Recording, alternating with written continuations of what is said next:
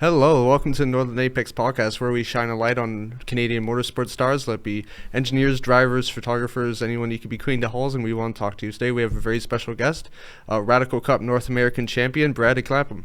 How you feeling, man?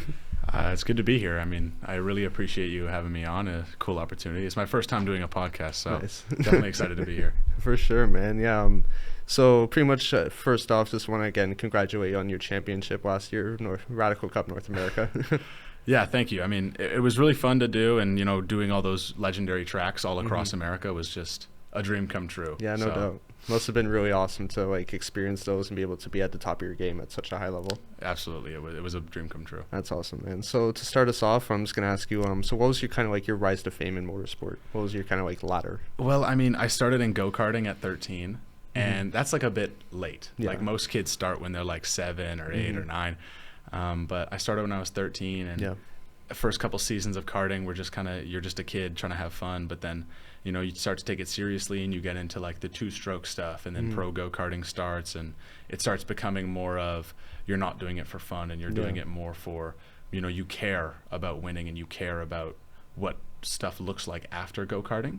So I mean, I would say that after karting, I mean, I got a lucky shot at doing a season in Radical. Nice. And it didn't go as good as I wanted it to, but after my first year, I got a lot more used to the car, and I got a lot more used to the team. And I mean, last year was great, and that was my second season in Radical. So I mean, it was just cool and super simple. Karted for 3 years and just jumped right into cars, and it kind of all clicked as the years went on. Nice. Did you find a big correlation going from karts to radicals, or was learning radicals a massive step up? I would say they're different and similar in their own ways. I mean, in low speed stuff, the Radical really does kind of struggle with traction because it's a lot lighter of a car, and that's kind of the go-karting aspect, the just raw car control. But I mean, getting used to a car being capable of doing corners at 190, and the big track at Mossport is just a big jump even for anybody, and no go-kart's capable of that. So I would say mainly just getting used to the downforce capabilities and trusting that the car is going to grip and be there for me when I need it to. That was the only thing that I really had to get used to. Nice. That's awesome. So pretty much not everyone might not know what the Radical series is or the Radical cars are, so you want to kind of give a rundown what those are kind of? Absolutely. I mean, so Radicals are like a lightweight prototype, high downforce, kind of Le Mans-esque kind of car, you know. They're built for endurance. They got a nice big gas tank. The tires last a long time, and the car is just kind of a raw, endurance-made vehicle. They're meant for really good racing, and they're meant for some endurance races and also sprint races. I mean, you can do whatever you want with it. Yeah, I've heard that they're really fun to drive. They're an absolute blast, and we have a lot of guys on the team that not race, but there are a lot of people that own Radicals that are just customers, and they take them to track days just to drive a race car capable of such a thing. They don't really care much about racing. It's just more about the performance and or the enjoyment of driving a car that's capable of that. It's super easy to do with a Radical. Nice. Yeah. So how have you liked being with Radical Canada? How's that team been? The team's been great. I mean, I saw you had Owen on. Yeah. And Owen's super cool, and everyone under the tent's amazing. All the engineers and the mechanics are great, and they know how to set up my car the way I like it. So we had a really good season last year, even though we didn't win the championship in Canada. I still, every race that I finished, I won. So it was a really cool season to be a part of, and just to travel around Canada and compete at a high level like that with 100%. The guys was amazing. Especially your race at Indy last year was quite impeccable. Yes, winning the Toronto Indy was pretty cool. Yeah.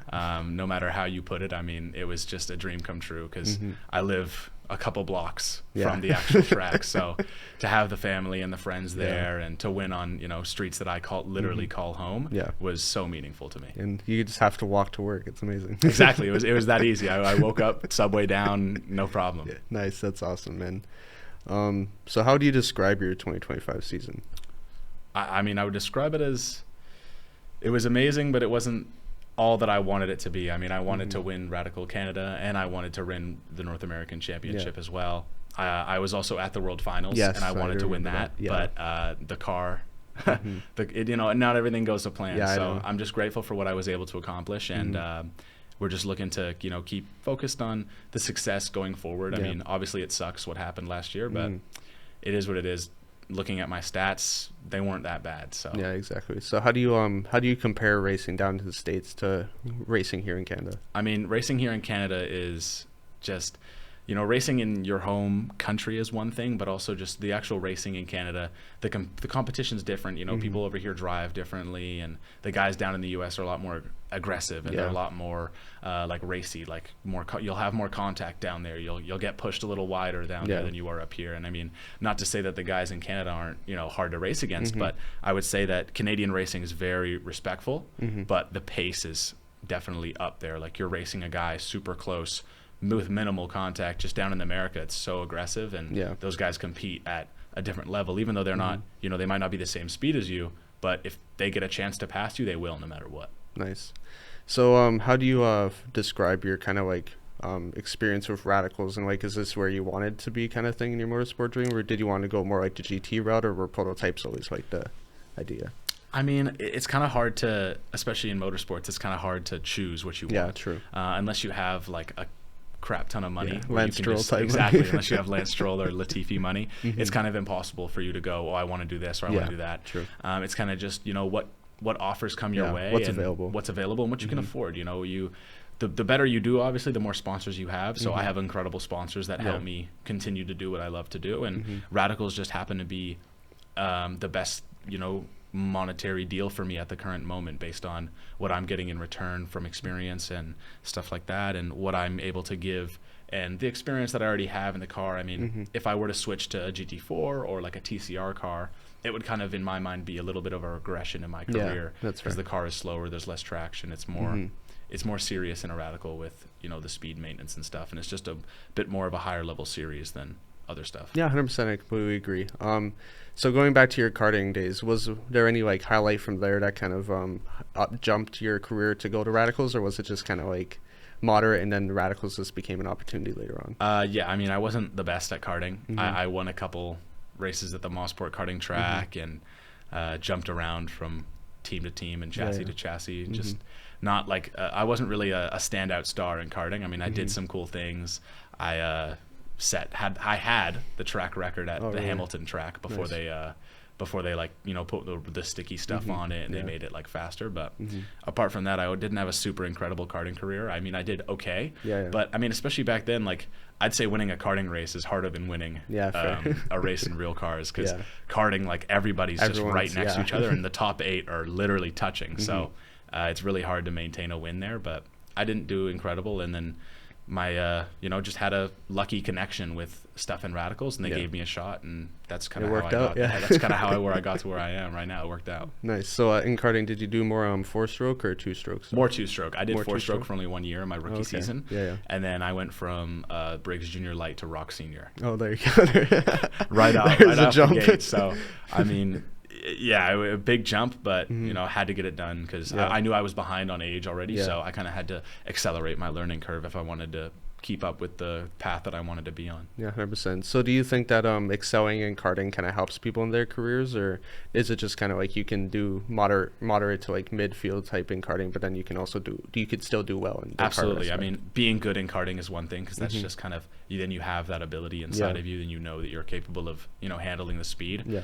But also, like, if you stay in karting for too long and you actually become too good at it, I think it starts to hinder you a bit. Really? Because, you know, a go-kart isn't like driving a real race car isn't sliding around. You know, no corner. Nothing's flexing. Not a lot of corners are flat. The car's not flexing. So, I mean, it's definitely important that you get in karts and you figure stuff out. But I think once you're comfortable in karts, and, you know, you're at a pace where you are capable of podiums at nationals and podiums at the Ron Fellows races, it's a good time for you to try and get out, because if you stay there for too long, it might end up hurting you, in my opinion. Yeah, John at HIP kind of told me the same thing. He goes, anything you can do, get out of karts like as soon as possible. Try to get into a car whenever you can, just because kind of said the same thing, that you'll kind of just, your mind will kind of focus more on karts, and if you try to apply it to anything else, it won't really work out. You can't drive a race car like this. Yeah, no. You can't do that. So. Unless you're Sonny Hayes. And yes, I mean, whatever Sonny Hayes is up to, if that's the tech, you can do that, but I don't think that'll work. That's awesome, man. So what was kind of like your biggest learning curve from like your first season at Radicals to now, from where you're at? Wow, I mean, the first season, I just wasn't used to the car's capability. I mean, the speed it can carry and the commitment it takes to be comfortable with a car going that fast and trusting it to go that fast was a really big thing for me. But the second season, I mean, I showed up to Mosport, and I'd already done I had done a Radical North America race at Barber, and I'd done a Radical North America race at Sebring. So kind of had more freedom in those cars of that American racing kind of like flipped a switch in me of, you know, you have to not be worried about what the car is going to do. You just have to kind of hope it does it. And, you know, once you hope you do it and the car does do it, it's that trust is built. And any track, I mean, once you're good at Mosport, you're kind of good everywhere. I mean, that place is terrifying. So once I figured out Mosport and I was able to take home the win there in Victoria Day, I mean, both wins. Every other track kind of clicked, and I mean, I'm so comfortable with the car now. It's just nice. It feels like a secondary motion at this point. It's just easy for me. Nice. So what are some of the setups that you do specifically for your car that you kind of find to help you a lot? I mean, I wouldn't know. I'm not super involved. My engineer would know, but I mean, a lot of the time I just complain about understeer. So he fixes that for me. And then after that, we kind of go like, they have a setup on the car that they know I like. And I mean, after the first few rounds of last season, it kind of just became them putting it on. Whenever I would come to the track, they'd put on my setup and then we would play with it. Or they'd put on a similar setup that's been tweaked to fit like a street course. So a setup at Mosport, you're going to have higher downforce. You're going to have better, you know, rotational speed through the higher speed corners because you're not really prioritizing turn 5 because every other corner that's high speed is more important. Where when you go to Toronto or you go to GB3R, there aren't any corners that really require that car to have downforce. So your wing goes from a 5 to a 2 and your rebound on your shocks change. But apart from that, I mean, they kind of set it up and I tweak it from there. And if it works, it works, and it usually does. So they do an amazing job setting up the car, and the entire season they did phenomenal, and I had no complaints. The car drove amazing the whole season. Nice. Yeah, a lot of guys at Radical Canada, they seem like they know what they're doing, and it's a great team. Like as I said, Owen was here last week. He was talking about how good this are. My buddy Alex is a mechanic at Radical Canada. Yeah, I know Alex. Yeah, he kind of put me in contact with a lot of y'all over there, and it just seems like a really great place. Like even when I was shooting there last season, just everyone seems like to be in a good flow. Everyone's kind of motivating one another and all that. So what's your kind of biggest outtake on like having a good team dynamic and how that helps you in your own ability? I mean, absolutely. Like having a good team is one thing, and having comfort within the team is so important. Like the setup on the car is you know, completely separate. It's just when you show up to the track and you're able to be confident that what they've given you in the car is capable of winning the races that I want to win, and you get off the track and maybe the session didn't go as planned, maybe you're a couple tenths off pole, but you know, it's not really about the dynamic of I'm not coming off the track and thinking, oh, it was their setup or something that they did that messed that up. It was just the scenario that we have to deal with, and if we're not on pole, we're not on pole. It is what it is. But you know, hanging around in the team, and we get lunches and we've got coolers of drinks and everyone's having a good time, and we've got matching merch for Sunday when we wear all red. I mean, the team itself, the dynamic is amazing, and I think that helps us, you know, not only succeed but enjoy what we're doing, period, whether the result was a DNF or whether the result was a win. I think, you know, us being super close and a super fun team to be with just really makes the weekends a lot better no matter what happens. So I know there's multiple drivers there on your team, so when you guys are competing, is it more of like a competition type dynamic, or are you all the drivers trying to like help each other, like, hey, you're getting me at this corner, how can I help with that? So like, how's that work out? Yeah, absolutely. I mean, we always do help each other at certain areas. I mean, I don't reveal all my secrets, but I always love to help out the guys, especially some of the rookies that are coming up, because you know, I was a rookie once and I was the one that was needing coaching. So now that I am the one that people do sometimes look to for that extra guidance and the coaching on the car, I am always happy to supply it. And you know, it's just really about the team doing well, period, whether I do well or someone else does well. If we're able to win the pro class and the masters class, that's the goal. So I'm always sharing data with the masters guys and helping the rookies get comfortable, because you know, as a kid himself and as someone who's dealt with, you know, struggling with something, it kind of sucks not only for you but it sucks for your family, because your family wants to see you do well. And if you're not, you know, helping somebody out, I think that it's always good to help someone out achieve something, and if they can improve and they can show that they are improving based on some of the help that you're providing, it just means a lot more to them and to, you know, what they want to accomplish, because if obviously they want to do just as well as anybody else does. 100%. Who was the one person at Radical Canada that, like, when it was your first season, who was the one person that kind of, like, you looked up to for, like, guidance to be like, hey, I don't know what's going on? Guidance? I mean, wow. I mean, my first season was definitely really tough, but I mean, my engineer still to this day, Igor, okay. Nice. he's amazing. He gets me. We understand each other, and he knows what I want out of the car, and you know, we do get a little loud with each other sometimes, but it always benefits us. Yeah. Whether he's picking on something I'm messing up when I'm driving, or whether I'm picking on a setup change that he made that I don't like, it's always a good dynamic with us, and we work well together. And you know, it's a serious weekend, and whether we, you know, have fun and are having some food together, and we're not talking about racing at all, or we're in the trailer yelling at each other about setup.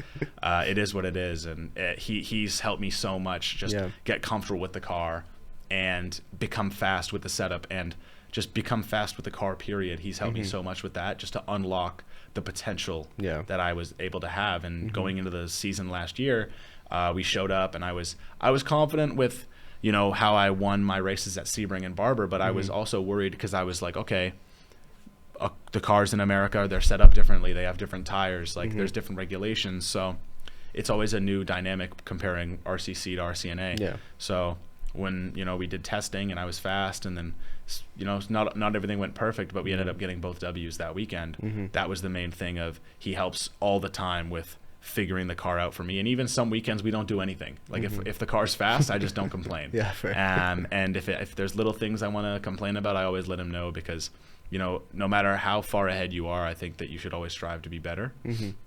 And Igor does an amazing job with just helping me and setting up my car. And I mean, without him, I don't know where I would be with my setups right now. I mean, he definitely makes me as fast as I am. Nice. So do you think that dynamic between driver and their engineer is kind of overlooked in terms of like how much bonding there is and how much connection there is for like a driver's success? Absolutely. I mean, when you go from driver to engineer, it's more of, that's the guy that's adjusting your car. That's the guy that's tightening the bolts, and that's the guy that's, you know, you're telling him something and he's telling you that he's going to fix it.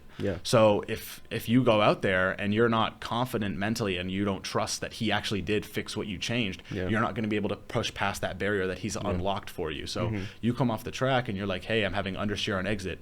But mentally you're like, okay, maybe I should be getting on throttle a little later to stop this understeer.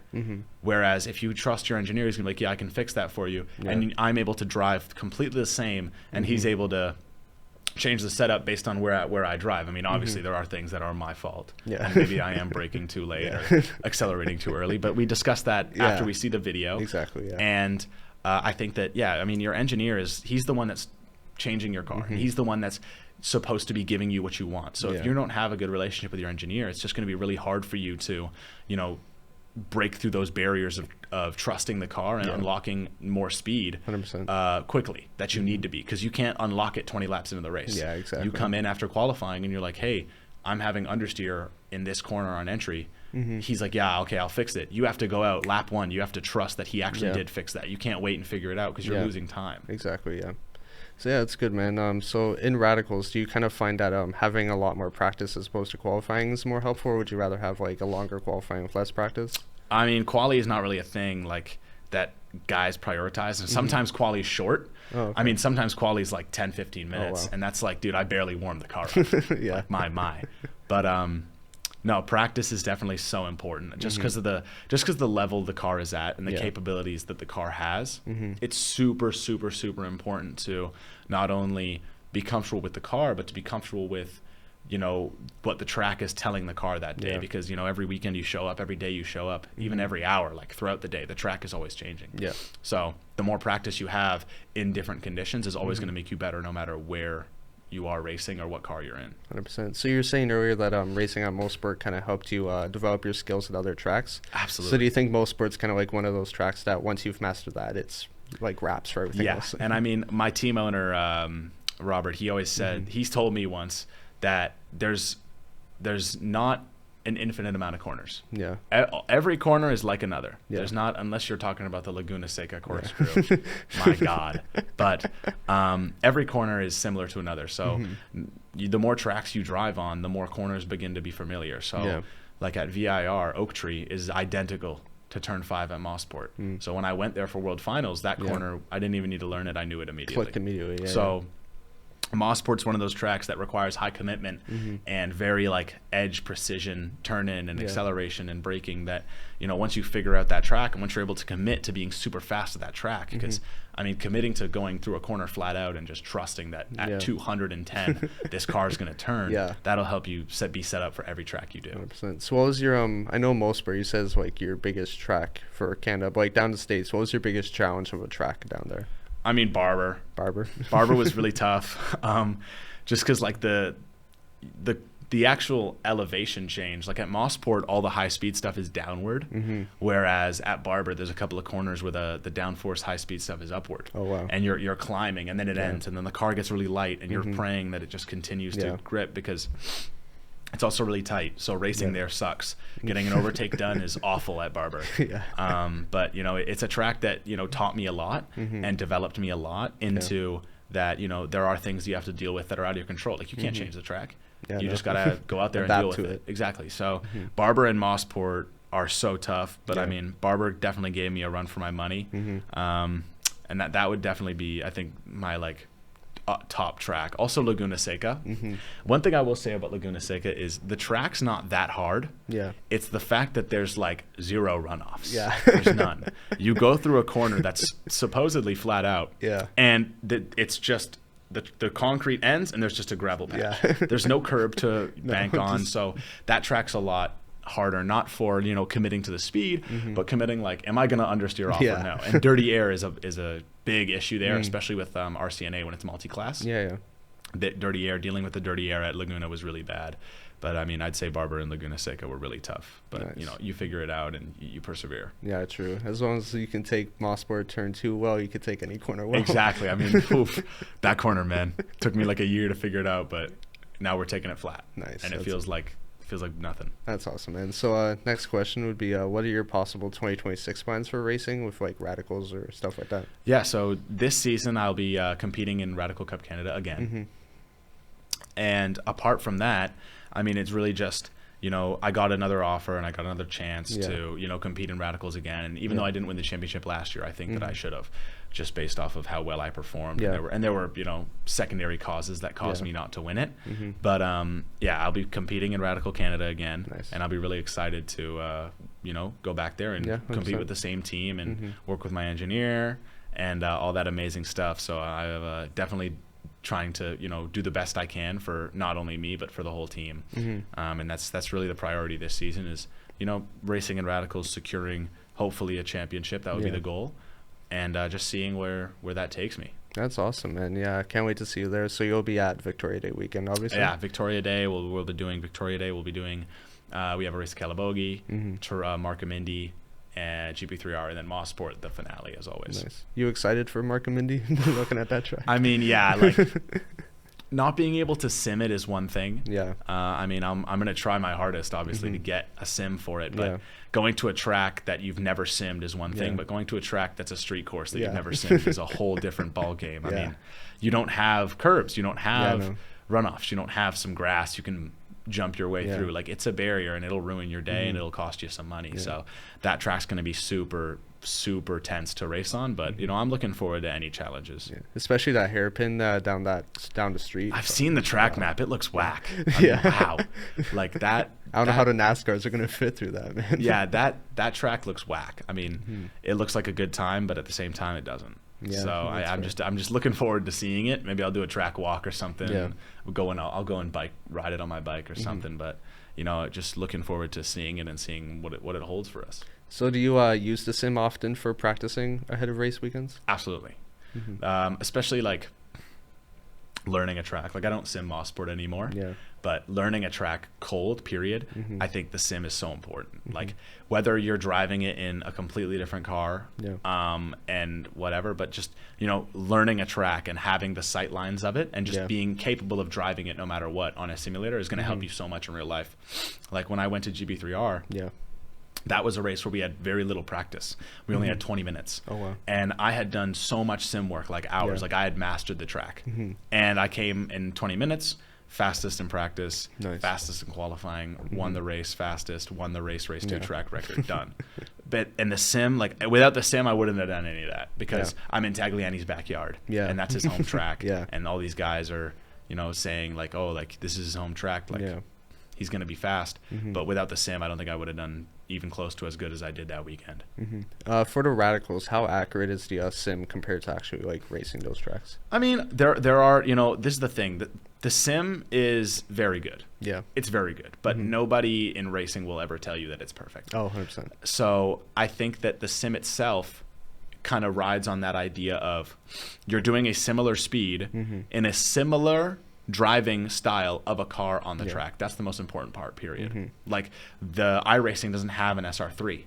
So you have to use other cars at a similar speed to simulate iRacing. Like you know, you get down to a point where you're using this car with this setup at this track, and then for another track it's completely different. The setup changes because you have to make it as close to a radical as possible, so you're able to be comfortable, period, around that track. And then Assetto Corsa, like the tracks that aren't in iRacing, like GB3R and Calabogie, those tracks that aren't in iRacing, the iRacing, the Assetto Corsa, like setup for it is an actual radical that you can download from Radical themselves. It's a 1500, but regardless of that, it's, you know, the closest thing you have to the similarities of the way that it should drive, and that's just the easiest way to just, you know, get comfortable with the track and see the sight lines of the track. Nice, that's sick. So yeah, it's good that you're able to really hone in on your skills. Like I said, at GP3R, you really were able to learn that line even with such minimal practice. Everyone else wasn't able to get as much practice as you because you got on that sim. Exactly. The sim helps so much. So you use iRacing and Assetto, you said? Yeah, iRacing and Assetto Corsa would be like the two primary ones I use. Nice. Mario Kart sometimes, but that's just for fun. Fair enough. So do you have a sim at home, or do you use a sim like at the team? I have a sim at home. Okay, sim at home. So I had a gaming computer already, and I'd play video games with my friends on it, and I kind of just converted it into a sim. So saved some money on a new PC, but we upgraded the graphics card because it needs to run 3 monitors now. But I kind of just used the same computer I've always had.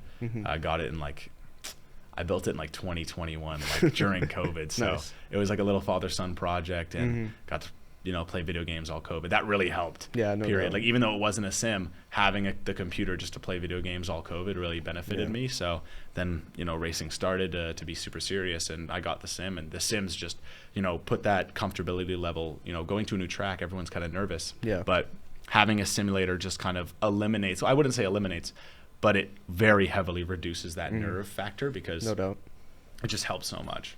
Nice, man. So another question is what does it mean to you to represent Canada at such a large scale? Wow, large scale. I mean, I don't really know about that, but it means everything. You know, I'm from, love Canada, born here. I played hockey growing up. Did all the Canadian things. You know, like in my house, if you didn't know how to skate, that's against the rules. Everyone in the house knows how to skate. So like having Canada on the car, and no matter where I go, is just super important to me, period. And especially racing in Canada, like growing up karting at Mossport and then being like, oh man, I wish I could race on the big track one day, to now having 4 wins at the big track in 1 year was just, you know, it means a lot, period. No matter, you know, where I go, like Canada will always be my home. Nice. So you mentioned the world championship that you raced at. So what was that experience like? I know the actual main race didn't end the way you wanted it to, but leading up to it, you were at decent pace. Yeah, I mean, I won every single race in the heat races. I started on pole, and you know what happened, and that is what it is. But it was just an absolute, you know, incredible experience, period. Driving 100%. At a track like VIR and being able to have a couple trophies that, you know, come home and say first place on them, whether it's not the #1 world champion trophy, it's something special that, you know, even though it didn't end well, there were people there that, you know, came up to me and were super amazing, and American guys and guys from all over the world that came down were able to, you know, come up to me and be like, listen, like, we're sorry what happened, and, you know, we know you didn't win, but you did amazing. And, you know, having that support in the, you know, radical community, especially at the World Finals, just meant so much. And, you know, being from Canada and having my Canadian, you know, team there, and Robert was there, and all the guys at Radical Canada, some of them came. So that was really cool. And it was just an amazing experience, period. Like, no matter what the result at the end was, it was just amazing. Was that kind of like a surreal moment to say, oh, I'm going to race at like the world championship of like everyone else, and I'm like being able to represent my country and being able to like myself is racing against these world class drivers? Yeah, it was incredible. I mean, what a weekend it was. It was amazing, and especially at a track like VIR, that track is so technical, and it demands so much of you. That, you know, being able to go out there and, you know, set the pace and be kind of the guy that, you know, people were trying to beat all weekend, because, you know, I got pole and winning the heat races and stuff. That was even more special, just because, you know, being there representing Canada and, you know, racing against these Americans and the British and all these people other from Europe was just super cool, because, you know, everyone drives differently, and, you know, you experience certain aggression levels over there that, you know, you just don't see every day. So it was just a super cool experience, and I learned so much from that weekend. Nice, man. So when you were racing in Radical Cup North America, were there many other Canadians racing, or were you kind of like alone? There were a few. I think there was like 3 or 4 others. Nice. But yeah, most of the field's obviously American. But there was a couple of Canadians in there. I remember seeing some, and we chit chatted, and I brought them because the Canadian guys that did race, they lived in America. So a couple of them made me like bring them some coffee crisps and nice. some all dressed over the border, and I had a couple of, you know, like buddies in America. And he still texts me to this day, like, bring me more ruffles all dressed. Like, he's addicted to it now. So it was an amazing time with the Canadian guys and even the American guys. Like, everyone's so awesome in the paddock. Nice. Yeah, a lot of great drivers have come out of Radical North America, as like people like Sully or Armada and all that have been able to like take a championship from there and go to where they are now, like racing in IMSA and other series. So yeah, it's great that you're able to go to that level and maybe in the future be at that type of. Absolutely. I mean, the North American series is amazing. The Canadian series is amazing. And the thing is, like, no matter what car you're driving, it's just that exposure to that level of a racetrack at Road America and Sebring is so cool, because when you do take that step into IMSA, their races are at Sebring too, and they're at COTA, and they're at Road America, and you already have driven those track, and a Radical just helps so much with the, you know, comfortability and familiarity with the 100%. Track. What was Sebring like in a Radical? Oh, man, it was so fun. It was bumpy, but I didn't even notice. I was in a fever dream the whole time. It was a dream come true, so I didn't even notice the bumps, really. It was just an absolute blast.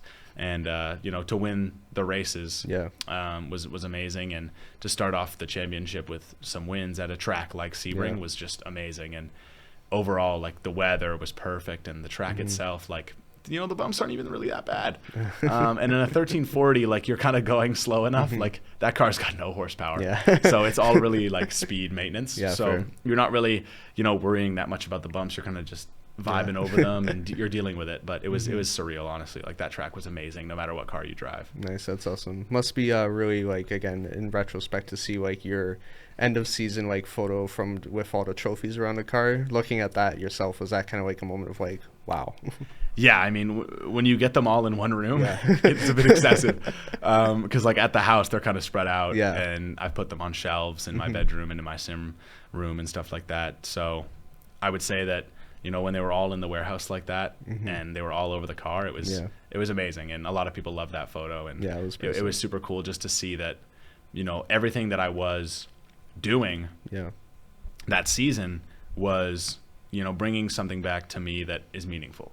And there was so much that I accomplished, and it was just an incredible season. That's awesome, man. So another question is, what's your main motorsport dream, and like, where do you see yourself in kind of 5 years?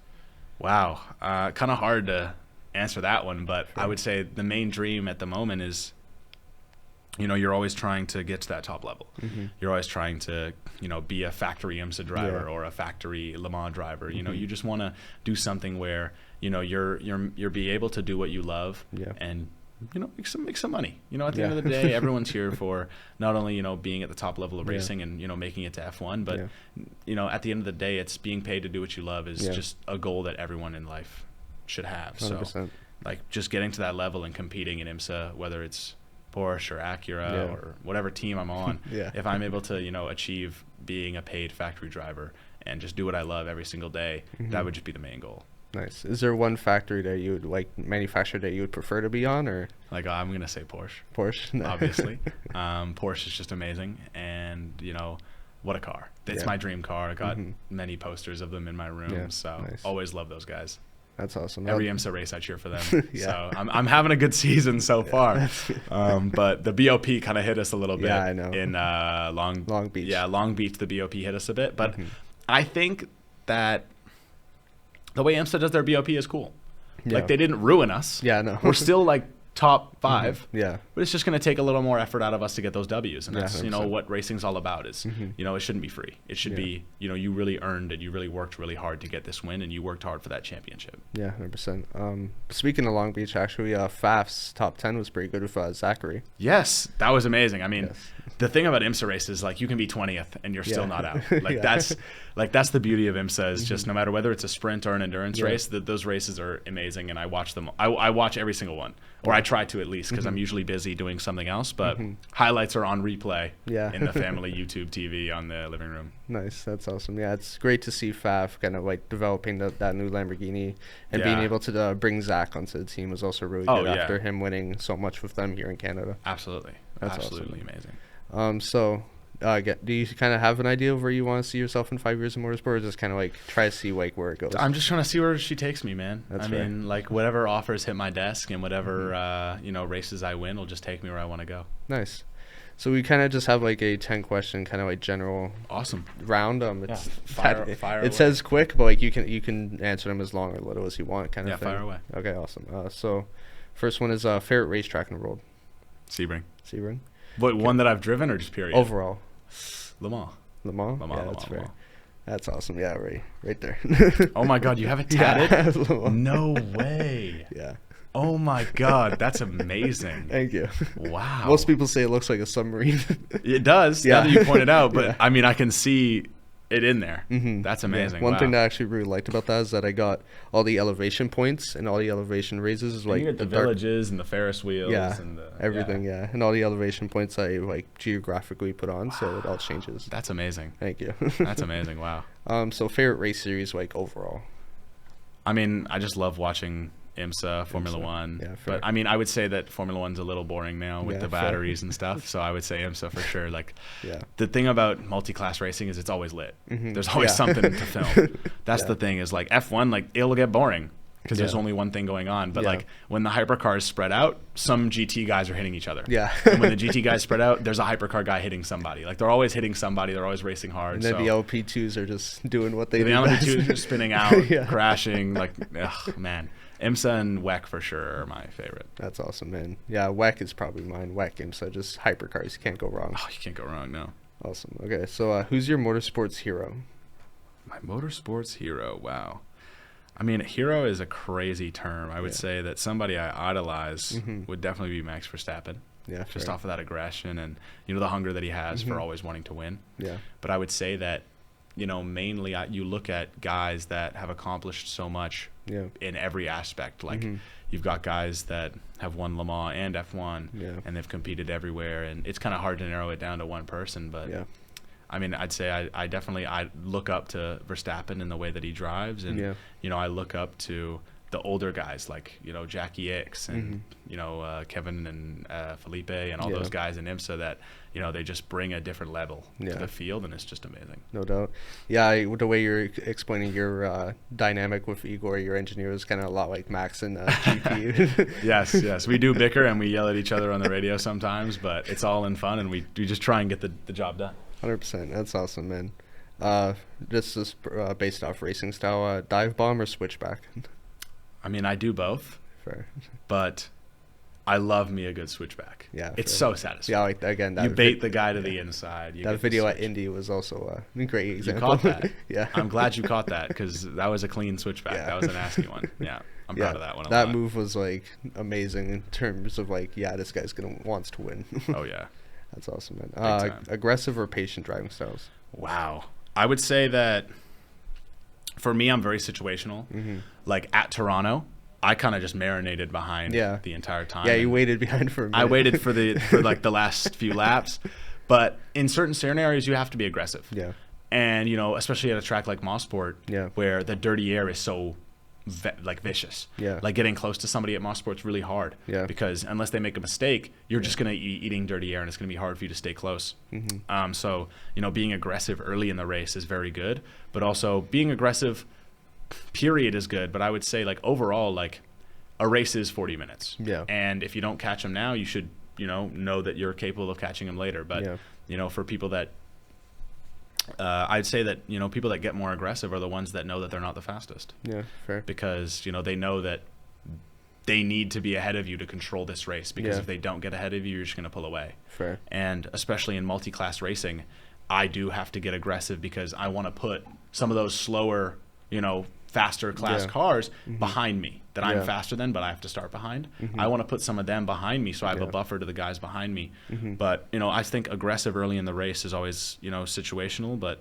overall patience is pretty good. All right. That's your first person to say patient. Yeah, man, patience. So GT or prototypes? You kind of already answered this. Wow, both. Both? Give me both. Give me both. I mean, if for me to drive, I would love to drive prototypes, but I don't think anybody racks up a better damage build than the GT series. Yeah, fair. I mean, those GTD Pro guys and GTD guys, it's like they do it on purpose. Yeah, Daytona was a great example of that. Oh, my God. On the banking, we're sideswiping like that? Yeah. My. Ridiculous. That race was incredible. But I would say, I'd say both. Give me both. Fair. I love both. I love that answer. Them together is better than them apart. Yeah, true. Again, multi-class racing can't go wrong. Yeah, exactly. I mean, it can go wrong, but it always goes wrong. Yeah. Every time it goes wrong, but it's just so good. You can't separate them. Exactly. Do you prefer racing in the U.S. or Canada? That's a trap of a question right there. I mean, I'm gonna say I prefer winning in Canada because it's my country. Yeah. And I prefer the tracks in America because the Yeah. tracks in America are just incredible. Yeah. Sebring, World class. Road America, Laguna Seca. You just have tracks that are down there that have been there forever, and they mean so much to the sport itself of motorsports that you can't say no to going to Sebring. Exactly. So.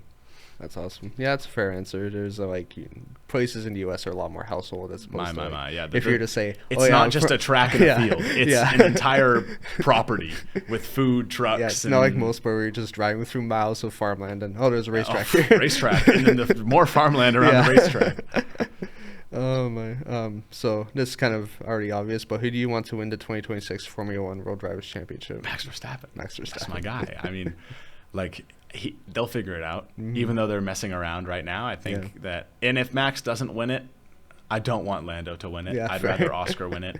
And if they can't win it, I've got so many scenarios in my head, but definitely Max. Nice. Yeah, I'm hoping for Lewis to make a comeback. Absolutely but not. Honestly, absolutely not. It's not going to happen. That guy's done, bro. That guy's washed but up. It would, even if Kimi wins it, I think everyone would kind of be happy with that. I don't want that to happen because we're the that same age. Oh, fair I enough. don't want that to happen. We're the same age. He cannot do that. Yeah, no, I hate watching TV be like, he was born 2006. It's like, Stop. well, damn. Man, don't say that to me. Stop. Oh my! I thought you were older than me, honestly. No, I'm 06. Oh wow, okay. Yeah, late birthday, December. Oh, okay, fair. Mine's in June. Oh, okay, cool. Yeah. Do you prefer electric or gas cars? Gas. Gas, yeah, easy. I have a hot take on this though.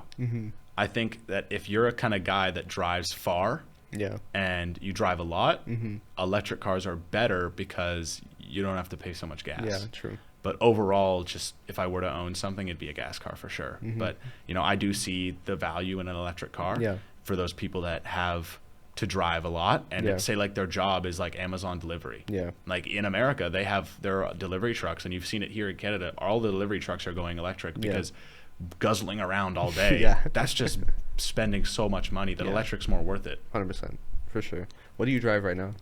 I have a Lexus SUV. Nice. Little 6-cylinder turbo thing. It's cool. It's a great car. I got a GTI right now. It runs sometimes. Nice. What year? 2012. Okay. Very nice. I'll show you it over there. It's just very nice. Very nice. And then the last one is what's the most memorable moment of your career so far?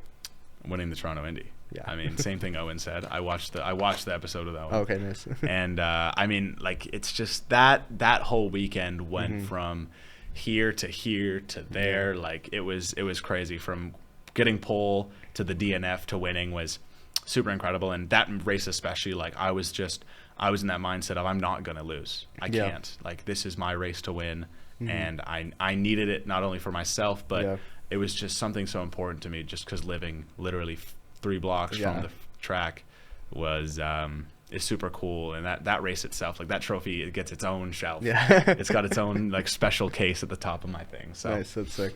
So can you kind of walk us through that weekend of racing at Indy? Because I know it said it was kind of up and down. So what was that? So we arrived at the track, and only one practice session. So I would say overall, the track itself was really dirty because it's a street course, and there was just road cars on it 5 days ago. So, or less actually, like 3 days ago. There was general traffic and people walking their dogs on this road.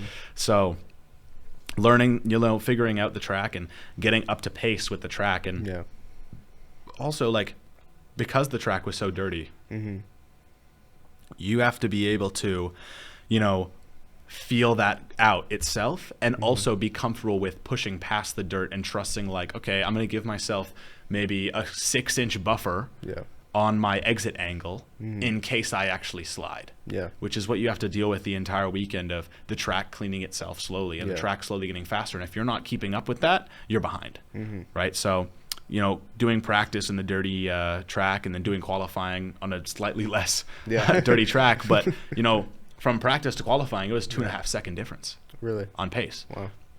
It was insane. Like practice, we were doing high 118s. Qualifying, my pole time was like a 16.5 or a 16.2, something like that. Like the track evolution was crazy that weekend. And then in the races, it got even faster, just off of it getting cleaner and getting gripped in by the IndyCar guys. So, going into qualifying, got pole. That was amazing.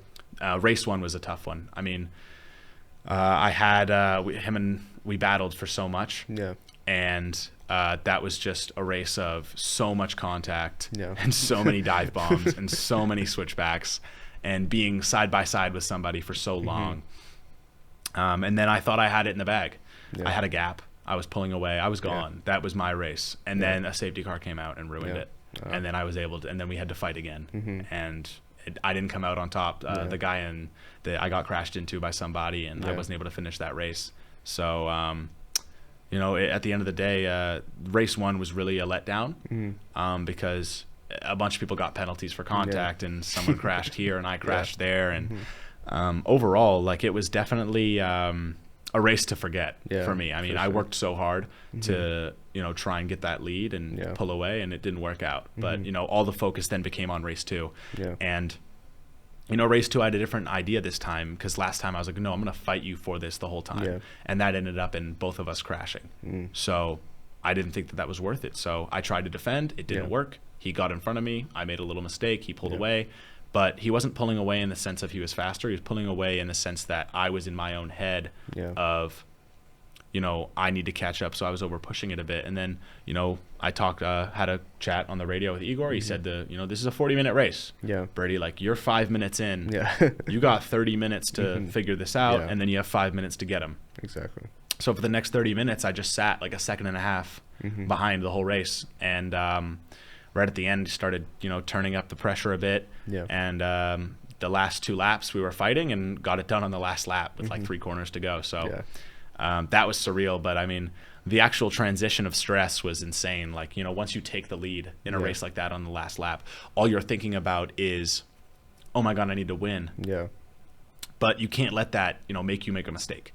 You have to hit your marks, because if you don't, you're just going to crash and you're going to ruin it for yourself. Exactly. So, winning a race like that was just so cool, and having my family and a bunch of my buddies from high school came. So it was an absolute blast. It was a whole like endeavor, and definitely a good party that night. No doubt.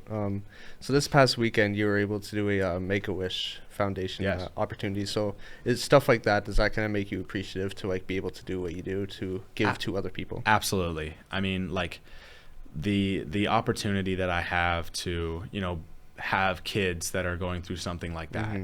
Want, like, hey, their wish was to get a ride in a race car, and I'm able to provide that wish for them. And it's a great team effort with Make-A-Wish and all the foundations that donate, that a bunch of these really amazing guys bring out their Porsches and their Lamborghinis and their McLarens and their Ferraris for these kids to get a ride in. And I bring out my race car, and it's just really about they just walk down this pit lane of, I want to get in that car, I want to get in that car, and it's absolutely like it's a dream for them, and it's a dream 100%. for me. Like, it's amazing. It makes me so happy that I'm able to do that for them, and to, you know, to put a big smile on those kids' faces was just incredible. Yeah, it's one great thing about motorsport and doing it at that level is that you're able to give back to like communities and like young kids, as I said, even if when they're going through such a hard time, it's great to be able to give back to, like, from the opportunity that you have currently. It's awesome that you're able to do stuff like that. It must be really like inspiring to show to, like, oh, I'm able to do this, this is awesome, and I'm happy that I'm able to do this. Exactly. Yeah, like it's just amazing. It's an amazing feeling, period, that you're able to, you know, something that feels normal to me, which is driving a race car, is a life-changing, you know, experience for somebody else. And it really does bring, you know, down to earth of, you know, I am doing something that not a lot of people get to do, and I am good at something that not a lot of people get to say that they're good at. So I just kind of let it, you know, I don't let that get to my head, in the sense of, you know, like it definitely makes you feel really good about what you're doing, and it definitely makes you like think a lot more about, you know, not everything lasts forever, so you got to keep you have to stay at the top of your game if you want to continue to be in these situations, and you want to continue having people call you and say, hey, can you drive this, can you drive that? So it's just an incredible feeling to be able to provide such an amazing experience for those kids. And even like, I got to take the kids, and then I would take, or like the mom would get in the car first and be like, I'm gonna make sure you're not gonna you know, like scare the crap out of them. So, you know, I took the moms, parents, siblings, friends. Like, it was an amazing experience for everybody involved. Nice. And it's just a day that you get to, thank you. And it just must be great to, like, you get to drive a race car, which you already love, and you get to, like, see their faces of, like, oh my god. Absolutely. Like, yeah, like there was a couple of kids that were, you know, they came back for like multiple rides. They would get in, they would get out, and they're like, oh, and then 30 minutes later they're back in line. And then there was a couple of kids that, you know, they told me to stop. Oh, wow. They're like, no, like, I'm done. And then I come into the pit lane and I think something's wrong. And they're like, oh, that was the best thing ever. And they never want to do it again. They're terrified. But it was the most fun they've ever had. And so no matter the reaction, I mean, as long as they're having a good time, that's all you really care about. Nice. And it must have been odd for them at first to see, like, oh, you have all these luxury cars, and you just have this weird looking radical race car. Super loud, weird, fast looking thing. And, you know, I'm making these Porsches and McLarens look stupid out there. So yeah, it was that a little blast. Suzuki motor just hauling around. So it was an absolute blast. That's awesome, man. So any last remarks before we end? I don't know. I mean, it was just thanks for having me. This is an absolute blast to have a chat with you.